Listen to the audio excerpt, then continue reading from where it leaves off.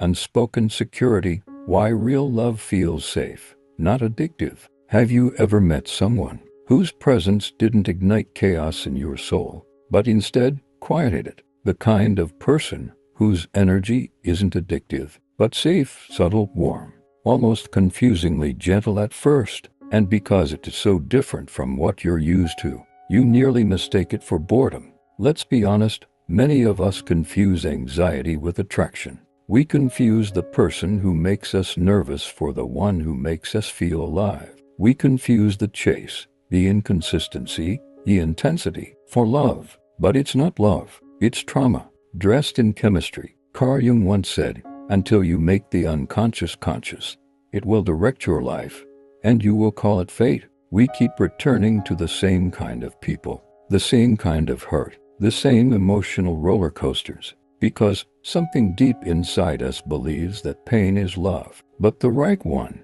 they won't excite your trauma. They will confuse it, disarm it, expose it, heal it, because real love doesn't rush in with fireworks. It builds like a sunrise, quiet, steady, sure. Behavior 1.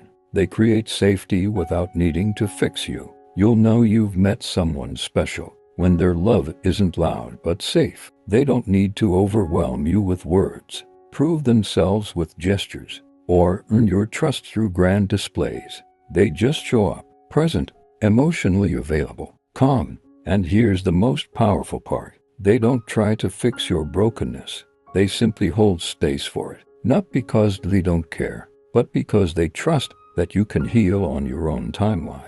In a world that constantly rushes us to be better, the right one reminds you, you are enough, even as you're becoming. Let's go deeper. Carl Jung's idea of the shadow tells us that we all carry unconscious wounds, parts of ourselves we disowned in childhood, like the need to be soothed, seen, accepted without condition. When we haven't integrated our shadow, we project those needs outward and fall for people who mirror our unresolved pain.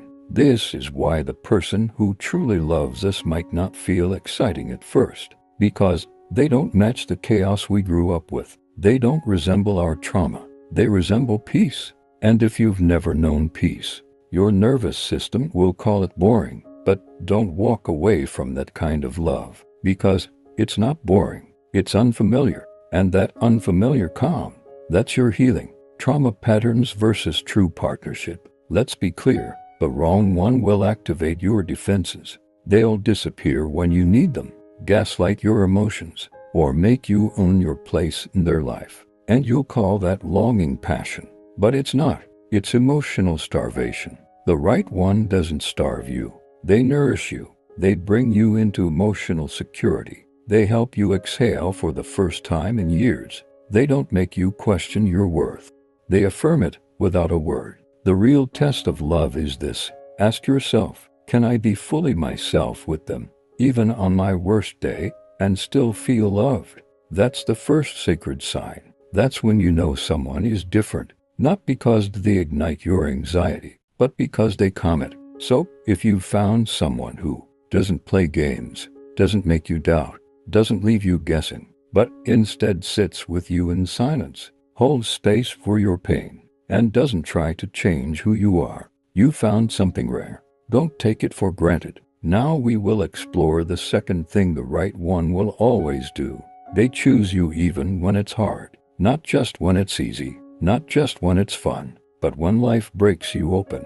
The wrong one vanishes when things get tough. But the right one, they stay. And you're going to understand exactly why that matters. They show up for you even when it's inconvenient. In a world where most people are half in, half out, where messages are left unread, and let's meet sometime never becomes a plan. The right one doesn't wait until it's easy. They show up when it's messy. They show up when it's late. They show up when you're unraveling. You are what you do, not what you say you'll do.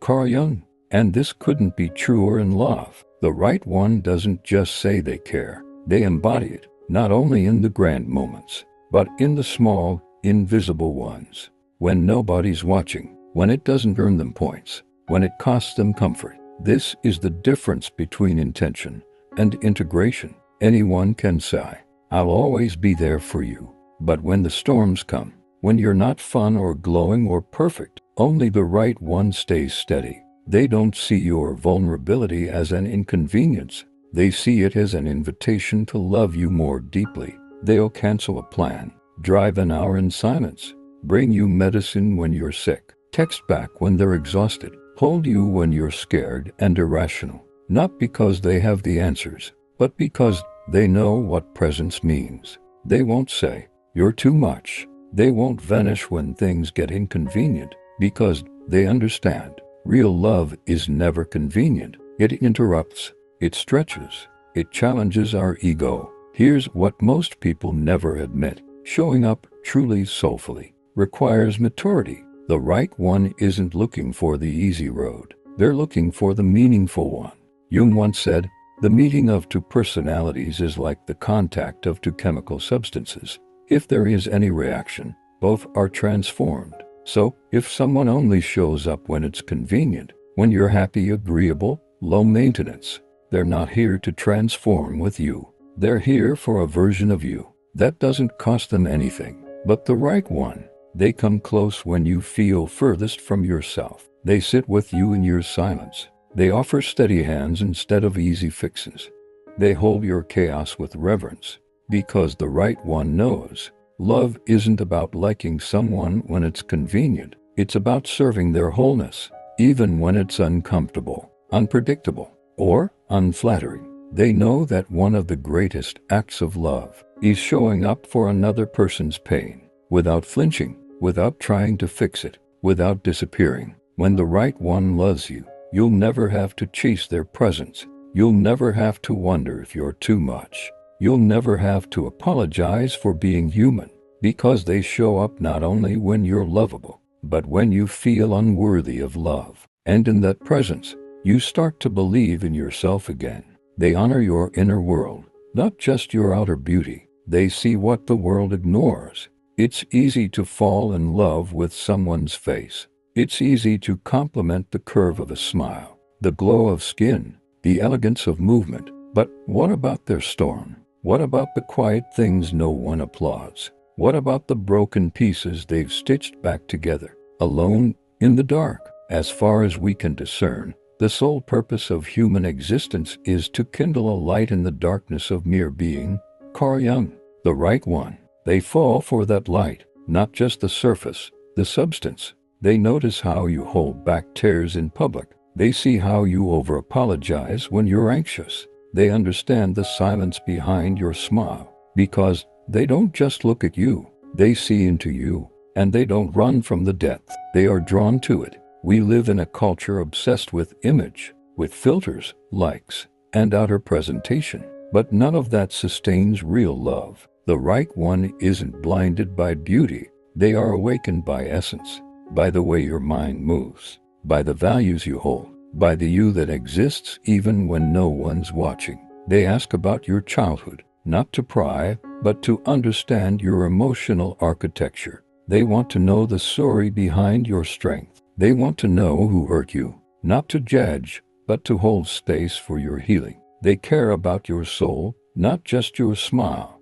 They remember what you say in passing. They bring up dreams you forgot you shared. They check in on your inner weather, not just your outer plans, because the right one knows you are more than a body. You are a world, a universe, full of fears, memories, longings, and wonder. So, when they love you, it feels like being seen, finally, in a way that doesn't make you shrink, but lets you breathe. They never reduce you to what you do for them. They never make your worth conditional. They don't fall in love with your mask. They love you despite it. And through that love, you start to remove it. Jung taught us that we all wear masks, personas, to survive the world. But we also long to be known beyond them. The right one gently invites your mask to fall, not with force, but with safety, with presence, with love that listens more than it speaks.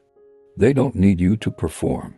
They don't want you curated. They love your unfiltered truth, the laugh you try to hide, the dreams you gave up on, the part of you that still hopes, even after all the hurt. This kind of love doesn't just feel good, it feels sacred, because It mirrors your soul back to you, not in judgment, but in compassion. And it tells you, you're not too much, you're not too deep, you're not broken, you're just human. And I see you. And that is the kind of love you never forget, because it reminds you of who you were before the world told you to be anything else. They communicate with emotional maturity, not manipulation. Real love speaks. It doesn't control. They don't punish you with silence. They don't weaponize your vulnerability. They don't leave you guessing, doubting, overthinking. Because when someone is right for you, they don't play games with your peace. There's a kind of maturity that doesn't yell to be heard, that doesn't manipulate to feel powerful, that doesn't punish honesty with withdrawal. The right one brings clarity, not confusion. They speak not to control, but to connect. Everything that irritates us about others can lead us to an understanding of ourselves. Carl Jung. Emotional maturity isn't about being perfect. It's about being responsible for your own triggers, for your emotional waves, for the words you choose. When you're angry or afraid, the right one doesn't just react. They reflect. They slow down instead of lashing out. They seek to understand, not accuse. And when they mess up, because we all do, they own it. No excuses, no gaslighting, no deflection. They apologize, not just explain. They don't shift blame onto you for the wounds they haven't healed. They don't twist your words to make you doubt yourself. They care more about repairing the bond than proving a point. That's love. That's growth. That's emotional integrity. And perhaps most powerfully, the right one knows how to hold space for your feelings without making it about them. You can bring up a concern, and they won't turn it into a courtroom. You can cry in front of them, and they won't flinch or shut down, because they understand that love isn't performance, it's presence. We've grown so used to toxic dynamics that clear, calm, honest communication feels like a miracle, but it's not a miracle. It's what's natural. When two people are emotionally available, they don't play hot and cold to test your loyalty. They don't disappear to create longing. They don't breadcrumb you with just enough affection to keep you hooked. They speak because they care. They explain because they respect you. They listen because they love you. Mature love talks things through, not down. Jung said that until you make the unconscious conscious, it will direct your life, and you will call it fate. The wrong one will let their unhealed wounds run the show. Their abandonment issues, their fear of intimacy, their childhood trauma, all of it plays out in how they twist the truth or avoid it altogether. But the right one, they've done or are actively doing the inner work. They know their wounds, and they don't bleed all over you. They let you feel safe to ask questions, safe to express needs, safe to be seen, not just pleasing. And when something's off, they don't just say I'm fine and slam the emotional door. They lean in. They say, talk to me. They say, I want to understand. They say, I'm here, not just for the good, but for all of it. This kind of communication isn't a luxury, it's a foundation. And the right one, they build with you, not against you. Even in conflict, they fight for the relationship, not within it. They're not threatened by your truth. They don't resent your boundaries. They don't shut down your voice just to protect their ego. They hold you emotionally because they have the emotional muscle to do so. And it doesn't just feel like love. It feels like home. They stay not because they have to, but because they choose to. They stay because it's you, not just because it's comfortable. In a world where people flee at the first sign of difficulty, the right one stays. Not because it's easy, not because you're perfect, not because they're afraid to start over. They stay because they want to. They choose you again and again. They don't ghost when it gets messy. They don't disappear when your soul needs holding. They don't withdraw love as a punishment for your complexity. Love does not consist in gazing at each other, but in looking outward together in the same direction.